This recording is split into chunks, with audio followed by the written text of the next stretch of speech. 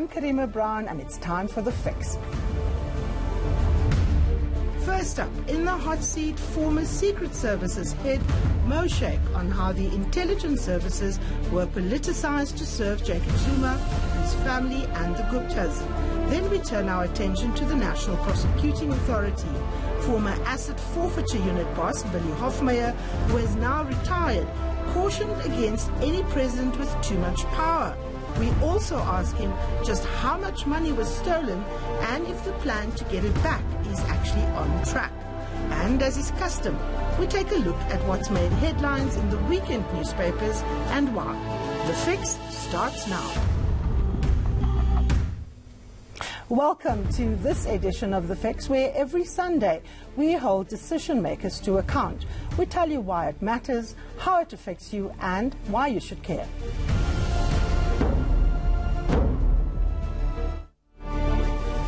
Now, the testimony of Mo Shaik at the Zondo Commission of Inquiry provided a cogent and constitutional framework which demonstrated that Jacob Zuma potentially behaved in a treasonous fashion by outlining the conditions and the legal framework for intelligence gathering and its use. Shaik's testimony detailed how Zuma outsourced that executive authority to private individuals. It also made the case for how intelligence should be redesigned for democratic purposes. Mo Shaik now joins me in the studio. Mr. Shaik, good morning. Thank you so much for your time. You spent 1.5 days on the stand at the Zondo Commission of Inquiry, laying out the constitutional framework and, of course, the various acts that governs intelligence. Those who have written in academic terms about state capture refers to it as a silent coup. Would you, in light of your own experiences as head of the Foreign Service during Mr. Zuma's tenure, say that the way in which he outsourced that information to, or the tasks to, the Gupta family constitutes a treason, or at the very least a breach in the executive ethics code? Morning, Karima. Well, treason is a weighty question to ask on a Sunday morning.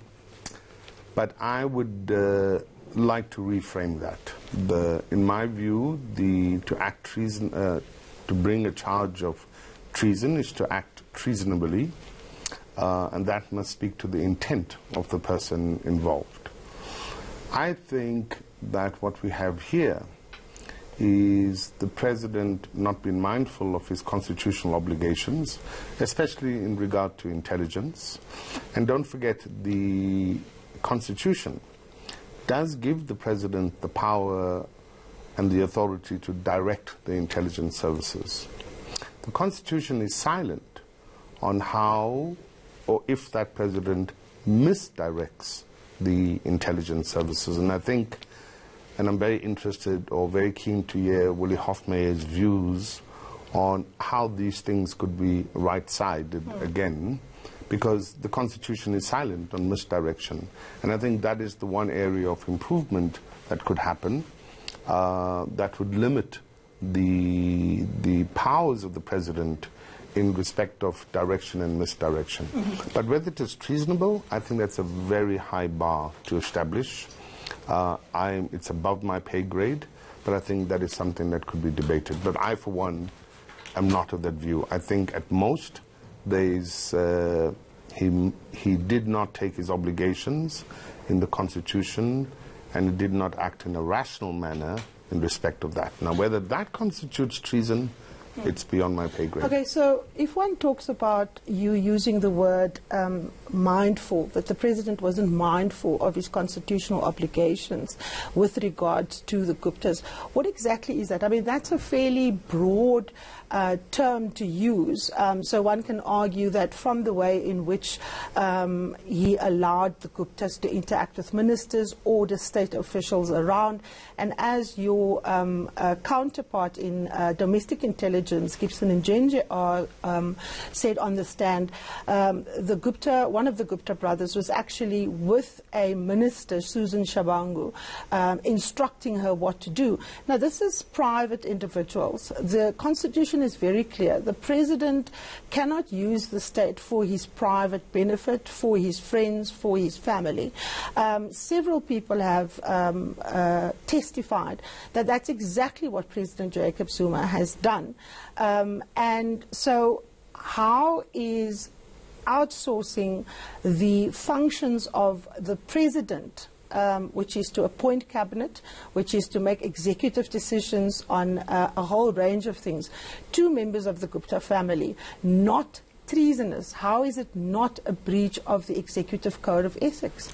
Sure. I think it is I think the courts have already established that any person who has authority in South Africa must exercise that authority rationally. So it goes to the question of whether former President Zuma exercised his power irrationally or rationally. And I think there's a list of examples in which we can argue that there was a breach of at least the principle of rationality. Yes, it is absolutely inappropriate and perhaps even illegal for people outside of the state to be having these kind of discussions with ministers. And I'm reminded of the impeachment discussions or hearings that are taking place in the United States. Exactly. Where there's a very similar thing, where the President of the United States seemed to have acted outside of the ambit of what is good governance, and that has led to a series of problems for him. I think in the same way we have very similar situations here.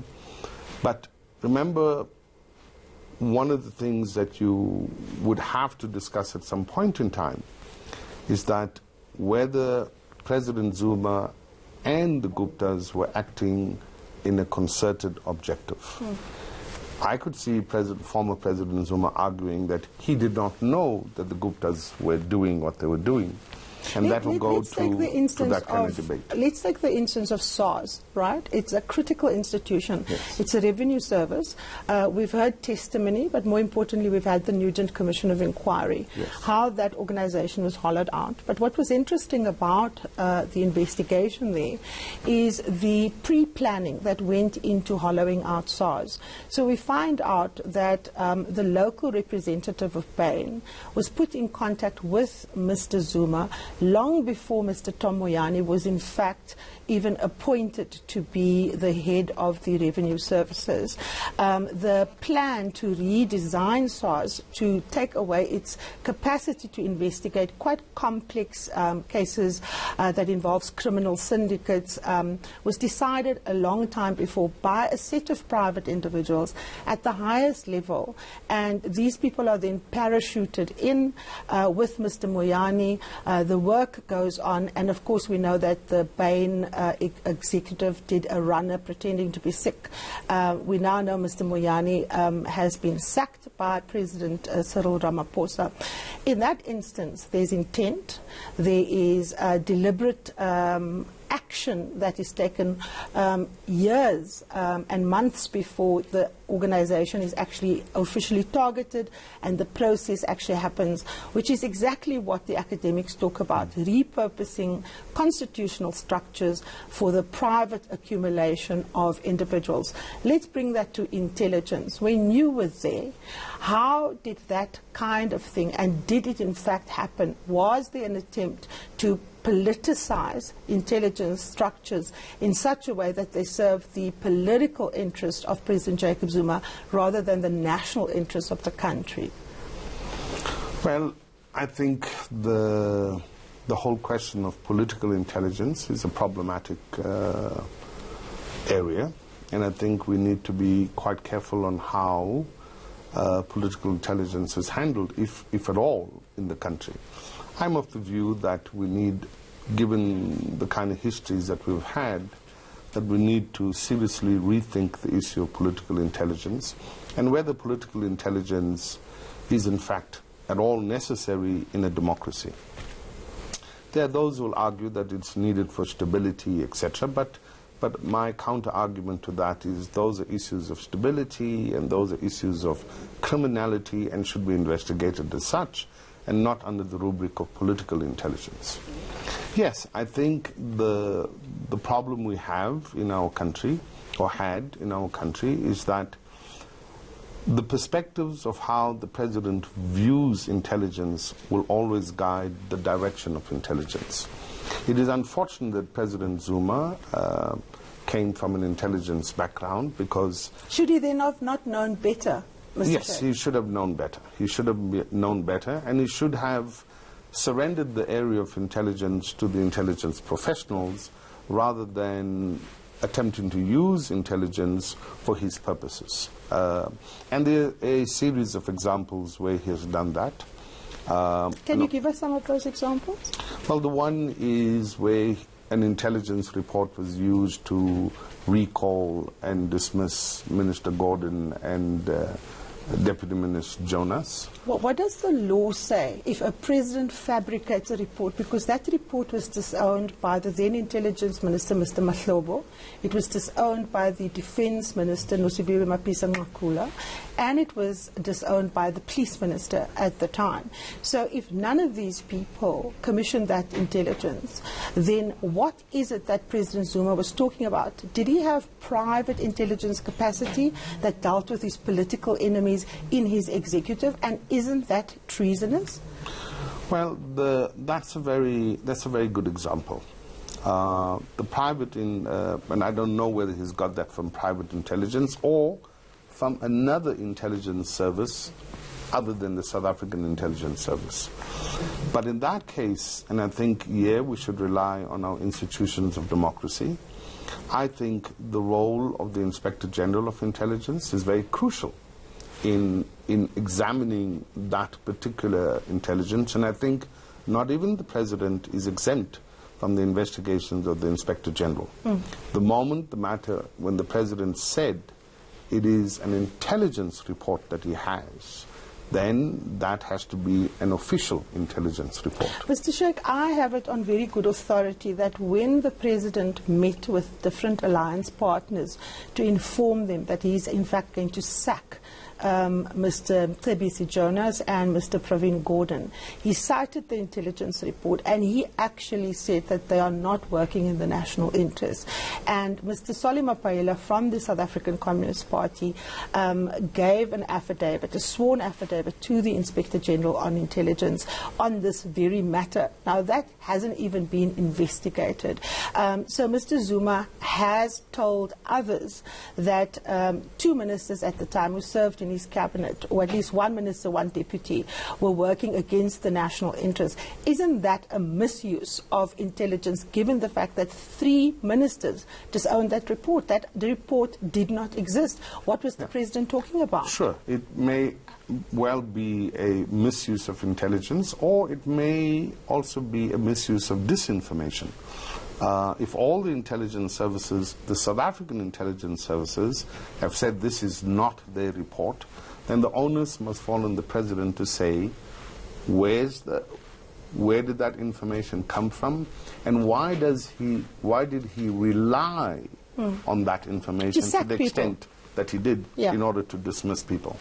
Again, I think there's a role for the Parliamentary Committee on Intelligence Oversight to have looked into this matter. So what I think we have here is not only the abuse of the office and the false use of perhaps even false intelligence, but we also have a failing of our democratic institutions that should have looked into this matter, and I still think it is not late if we want to save the country from the repeat of these kind of offenses. Then the intelligence oversight mechanisms that have been put in place should in fact do their work. I want us to bring a graphic up that our team has designed, which essentially talks about the importance of depoliticizing, the intelligence services so that it operates as a professional institution. How do you ring-fence intelligence services, Mr. Shaik, in your opinion, from presidents, and not just Mr. Zuma, from abuse for narrow factional interests? Well, the first is that the intelligence services are not self-tasking. And to the extent that they may want to include certain things into their remit, they would have to take that to cabinet. So we have a system where the National Intelligence Estimate, the issues that the intelligence services would like to look at, goes before cabinet.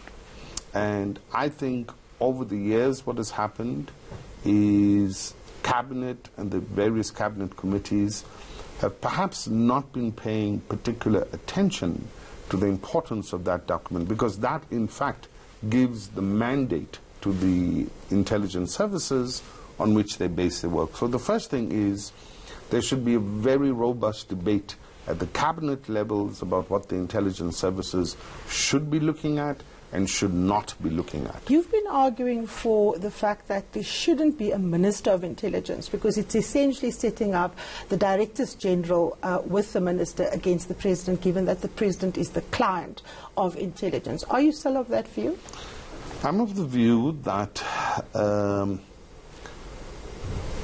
my ideal position is that you should not have a Minister of Intelligence that deals with the substance of intelligence. I'm not talking about the administrative matters that pertains to promotions and salary negotiations and all the things that are required in a bureaucratic administration. I think that set of issues may require a minister. It is up to the President to decide whether that is a dedicated minister or that function, the admin function, is delegated to another minister, a Minister of Justice or whoever, to deal with the admin matters, or have a standalone Minister of Intelligence to deal with that.